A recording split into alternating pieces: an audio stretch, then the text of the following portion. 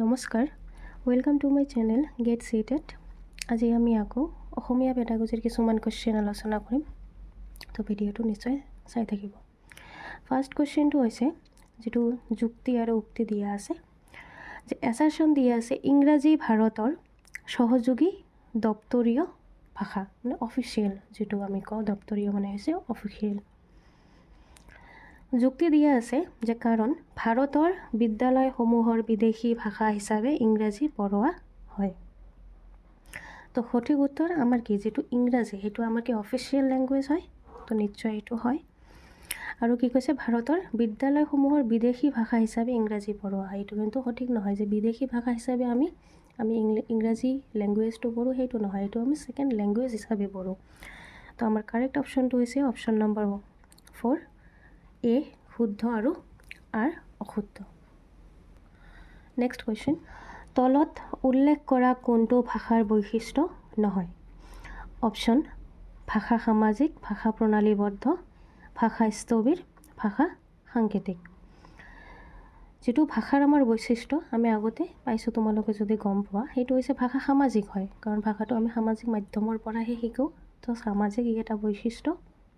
ভাষা প্ৰণালীবদ্ধ হয়, ছিষ্টেমেটিক হয়, আৰু ভাষা সাংকেতিক হয়, চিম্বল, যে চিম্বল থাকে। ভাষা এনেতো নহয় যেনেকুৱা আমি পঢ়োঁ, তো এইবিলাক কি আমাৰ সংকেত হয়, সাংকেতিক হয়। তো সেইটো আমাৰ তিনিটা অপশ্যন শুদ্ধ, কিন্তু 3 নম্বৰ অপশ্যনটো আমাৰ হৈছে কি স্থবিৰ, অৰ্থাৎ ষ্টেবল বুলি কৈছে, ভাষা ষ্টেবল বুলি কৈছে, সেইটো আমাৰ অশুদ্ধ।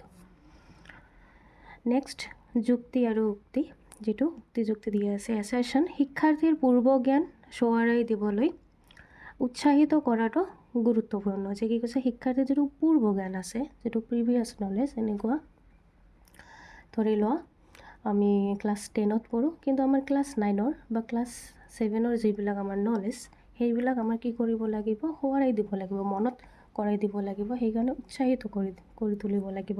সেইটো কি হয়, অপশ্যন শুদ্ধ। ৰিজন দিয়া আছে যে কিয় পূৰ্ব জ্ঞানৰ স্মৰণে শিক্ষাৰ্থীক নতুনকৈ শিকা জ্ঞান আৰু ইতিমধ্যে জনা জ্ঞান সংযোজিত কৰাৰ সহায় কৰে। তো ৰিজনটো আমাৰ কি কৈছে, যিহেতু আমাৰ পূৰ্ব জ্ঞানে স্মৰণে শিক্ষাৰ্থীক কি কৰে, নতুনকৈ যিটো আমি শিকিম, যেনেকুৱা আমি ক্লাছ 10ত উঠিছোঁ, কিন্তু ক্লাছ আমাৰ 9ৰ যিবিলাক আছে, সেইবিলাকে আমাক কি কৰিব, ইতিমধ্যে জনা জ্ঞান, আমি এতিয়াই যিটো জানিলোঁ, এইটো আগত যিটো আমি জানিছিলোঁ, সেইটোৰ লগত কি কৰিব, সংযোজিত কৰিব, হয়নে? তো দুটা অপশ্যনে কি হয়, শুদ্ধ হয়। আৰু যিটো আমাৰ এৰ কাৰেক্ট এক্সপ্লেনেশ্যন বা কাৰেক্ট ৰিজনটো, উপযুক্ত ব্যাখ্যা হৈছে আমাৰ কি আৰ। তো সঠিক উত্তৰটো হৈছে আমাৰ 2, এ আৰু আৰ উভয়ে শুদ্ধ, আৰু আৰ হৈছে এৰ উপযুক্ত ব্যাখ্যা। নেক্সট কুৱেশ্যন, অষ্টম শ্ৰেণীৰ শিক্ষক এগৰাকীয়ে তেওঁৰ ছাত্ৰ ছাত্ৰীসকলক ঘৰত শক্তিৰ সঞ্চয় বিষয়ত এখন পত্ৰিকা প্ৰস্তুত কৰিবলৈ দিছে। এই প্ৰদত্ত কাৰ্যটো হ'ব যে কি কৰি কৈছে, শক্তিৰ সঞ্চয়, যিটো আমাৰ ইলেক্ট্ৰিচিটি, যিটো আমি কওঁ ইলেক্ট্ৰিচিটি সঞ্চয়ৰ বিষয়ত এখন পত্ৰিকা লিখিবলৈ দিছে। তো সেই পত্ৰিকা লিখাৰ ক্ষেত্ৰত কোনটো কাৰ্য শুদ্ধ হ'ব? তুলনামূলক, অতীতকালৰ, সদৰ্থক ধাতুৰ ৰূপত, প্ৰশ্নবোধকত। তো আমাৰ কোনটো শুদ্ধ উত্তৰ, আমাৰ হৈছে কি সদৰ্থক ধাতুৰ ৰূপত। পজিটিভ আমি কিবা এটা বিষয়ৰ ওপৰত যেতিয়া আমি লিখোঁ বা যেতিয়া আমি কিবা বস্তু প্ৰস্তুত কৰোঁ, সেইটো সদৰ্থক ধাতুৰ ৰূপত। কাৰণ তুলনামূলকটো নহয়, কাৰো লগত তুলনা কৰিব দিয়া নাই, বা অতীত কালৰ যিটো পাষ্টৰ কিবাটো লিখিব দিয়া নাই, বা প্ৰশ্নবোধকতা প্ৰশ্ন কৰিব দিয়া নাই, ঠিক আছে। তো সেইটো আমাৰ কাৰেক্ট অপশ্যন হৈছে সদৰ্থক ধাতুৰ ৰূপত। নেক্সট কুৱেশ্যন, ক্ৰেতা বা গ্ৰাহকৰ সৈতে গতানুগতিক ব্যৱসায়িক ভাৱ বিনিময় বা কথোপকথনত শিকাৰুক পাৰ্গত কৰি তোলাৰ উদ্দেশ্যেৰে পাঠ পৰিকল্পনা কৰোঁতে তলত দিয়া কোনটো পাঠ বিধা লক্ষ্য, অৰ্থাৎ দ্বিধা হ'ব, লক্ষ্য কৰা হয়, অৰ্থাৎ বাধা, পাঠ বিধা লক্ষ্য কৰা হয়। এইটো দ্বিধা নহ'ব, এইটো হ'ব পাঠ বিধ লক্ষ্য কৰা হয়। তো অপশ্যন নিবন্ধ, চিঠি লিখন, বৰ্ণনাকৰণ, প্ৰতিবেদন। তো সঠিক উত্তৰটো হৈছে আমাৰ কি চিঠি লিখন, যে ভাৱ বিনিময় কথোপকথন শিকাৰুক পাৰ্গত কৰিব তোলাৰ উদ্দেশ্যৰে সেইটোৰ কথা কৈছে। গতানুগতিক অৰ্থাৎ হৈছে কি গতানুগতিক অৰ্থাৎ ফৰ্মাল যিটো ফৰ্মালি। তো ফৰ্মালি আমাৰ কোনটো হ'ব চিঠি লিখন, কাৰণ আমি চিঠি যেতিয়া লিখোঁ আমি ফৰ্মালি লিখোঁ না। কিছুমান ইয়াৰ লিখনৰ যিটো পদ্ধতি ক'ব পাৰা এইটো ছিষ্টেমেটিক হয়, ইয়াৰ কিছুমান প্ৰচেছ হয়। তো সেইটো প্ৰণালীবদ্ধভাৱে গতানুগতিক বা ফৰ্মাল, সেইটো হৈছে চিঠি লিখন। নেক্সট কুৱেশ্যন, এগৰাকী শিক্ষকে ছবি এখনত থকা চাৰিবিধ বাদ্যযন্ত্ৰ ছাত্ৰ ছাত্ৰীক দেখুৱাইছে আৰু কিয় সেইবোৰ বেলেগ বেলেগ সংগীতৰ ক্ষেত্ৰত ব্যৱহাৰ হয় সেয়া আলোচনা কৰিছে। তলত দিয়া কোনটো বৌদ্ধিক বা বোধ ক্ষমতা যিটো কগনিটিভ স্কিল শিক্ষকজনৰ এই কাৰ্যটোৰ অন্তৰ্গত? অপশ্যন যুক্তি দৰ্শন বা বিচাৰকৰণ, কল্পনা কৰা, সৃজন কৰা বা ৰচনা কৰা, বিশ্লেষণ কৰা। সঠিক উত্তৰটো হৈছে আমাৰ কি বিশ্লেষণ কৰা। নেক্সট কুৱেশ্যন, একেটা কথিত বা নিৰ্দেশিত ধাৰণাৰ ভিতৰতে এক ভাষী এজনে যেতিয়া ভাষাৰ ব্যৱহাৰ আনুষ্ঠানিক ধৰণৰ পৰা অনানুষ্ঠানিক, যে কেনেকৈ কৈছে আনুষ্ঠানিকৰ পৰা অনানুষ্ঠানিক ফৰ্মেল টু ইনফৰ্মেল বা নন ফৰ্মেল ক'ব পাৰা ধৰণলৈ সলনি কৰে, তেওঁ তলত দিয়া কোনটোত জড়িত হৈ পৰে? যিটো ফৰ্মেল টু নন ফৰ্মেল বা ইনফৰ্মেললৈ গতি কৰে, যেনেকুৱা মই ক'লোঁ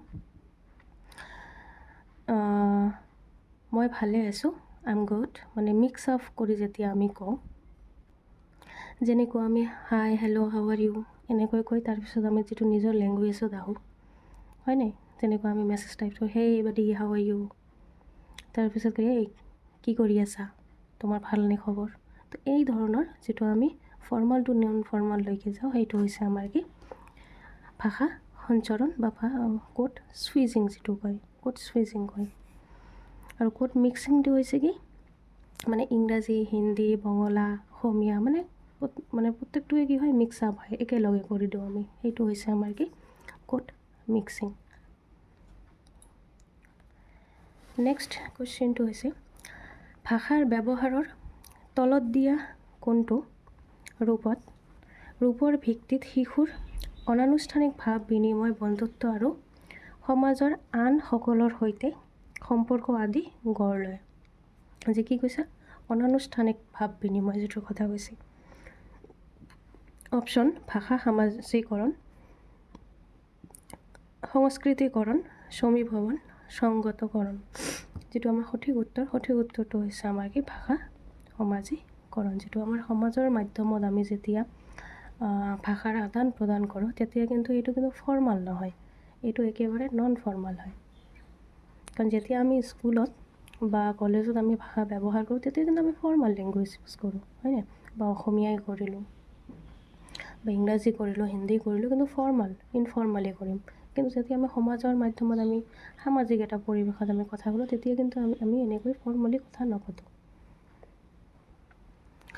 নেক্সট কুৱেশ্যন, শব্দ ভাণ্ডাৰ ব্যৱহাৰৰ ক্ষেত্ৰত ব্যাকৰণে শিক্ষাৰ্থীক কি কৰিবলৈ পথ দেখুৱায়? যিটো ভকাবুলাৰী আছে আমাৰ শব্দ ভাণ্ডাৰ ব্যৱহাৰ যে আমি কৰোঁ এই ক্ষেত্ৰত ব্যাকৰণে শিক্ষাৰ্থীক কি কৰিবলৈ পথ দেখুৱায় বা কি শিকায় সেইটো। অপশ্যন ওপৰৰ শ্ৰেণীত আনুষ্ঠানিক লিখাৰ খচৰা প্ৰস্তুত কৰিব পৰা কৰি তোলে, আনুষ্ঠানিক পৰিৱেশত অতি শুদ্ধতা আত্মবিশ্বাসেৰে কথা ক'ব পৰা কৰে, শ্ৰৱণ তথা প্ৰৱেশ বা ইনপুটক মৌখিক আউটপুটলৈ পুনৰ কোৱা বা আভিধানিক বিষয়বোৰ অৰ্থবহ আৰু যোগাত্মক প্ৰকাশভংগীৰে যুক্ত কৰিব পৰা কৰে।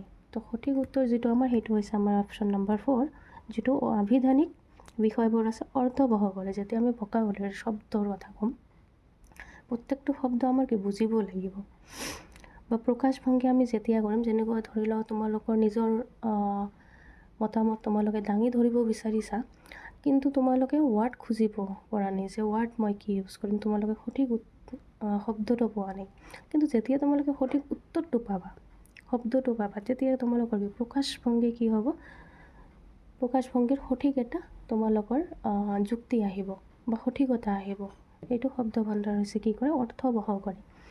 কাৰণ শব্দ যিমানেই ইউজ কৰিবা, মানুহে কয়নে যে নিজৰ কথাৰ যিটো মানে ষ্ট্ৰাকচাৰ আছে, যিটো পইণ্ট আছে, শব্দ আছে, সেই শব্দটো যদি তোমালোকে সঠিকভাৱে ইউজ কৰা এটা লাইনতে বা এটা কথাতে তোমালোকে বাকীখিনি বুজাই দিব পাৰা এনেকুৱা ধৰণৰ। নেক্সট কুৱেশ্যন, ভাষাৰ শিক্ষণত তলত দিয়া কোনটো শ্ৰেণী কোঠাৰ সমল নহয়? নহয় বুলি কৈছে যে ভাষাৰ শিক্ষণৰ সমল নহয় বুলি কৈছে।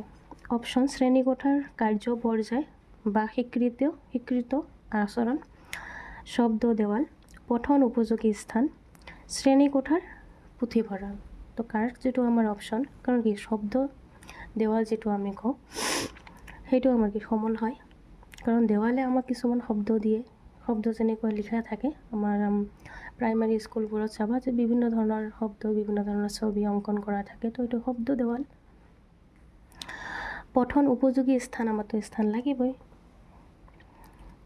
শ্ৰেণীকোঠাৰ পুথিভঁৰাল, তো পুথিভঁৰালো আমাৰ কি প্ৰয়োজন। তো কোনটো নহয় বুলি কৈছে সমল, যে শ্ৰেণীকোঠাৰ কাৰ্য পৰ্যায় বা স্বীকৃত আচৰণ, সেইটো আমাৰ কি শ্ৰেণীকোঠাৰ সমল নহয়। নেক্সট কুৱেশ্যন, গাইগুটীয়া শিকনৰ পৰিকল্পনা ভাষাৰ শিক্ষকেই কৰা উচিত। যে উক্তি কি দিয়া আছে যে গাইগুটীয়া শিকনৰ পৰিকল্পনা ভাষাৰ শিক্ষকেই কৰা উচিত। আৰু যুক্তি কি দিয়া আছে যে নতুন ভাষা এটা শিকাৰ ক্ষেত্ৰত শিকাৰুৰ মাজত বিবিধতা বা বৈচিত্ৰ্য থাকে। বৈচিত্ৰ্য বা বিবিধতা হৈছে মানে কি ভেৰাইটি, যিটো আমি কওঁ ভিন্নতা, এইটো ভেৰাইটি। যে ওপৰত দিয়া উক্তি আৰু যুক্তিৰ আধাৰত আটাইতকৈ উপযুক্ত উত্তৰটো বাছি উলিওৱা। তো কাৰেক্ট অপশ্যনটো হৈছে আমাৰ কি 3, যে এ আৰু আৰ উভয়ে শুদ্ধ দুয়োটা আমাৰ যিটো এছাৰশ্যন দিয়া আছে আৰু ৰিজন দিয়া আছে দুয়োটাই শুদ্ধ, কিন্তু এৰ শুদ্ধ ব্যাখ্যা নহয় বুলি কৈছে। যিটো আমাৰ গাইগুটীয়া শিক্ষণৰ পৰিকল্পনা ভাষাৰ শিক্ষকেই কৰা উচিত, যে কাৰণ কি, কাৰণ বিভিন্নতা থাকে এইকাৰণে, এইটো আমাৰ সঠিক উত্তৰ, সঠিক ব্যাখ্যা নহয়, কিন্তু যিটো ষ্টেটমেণ্ট আছে ষ্টেটমেণ্টটো দুয়োটাই শুদ্ধ।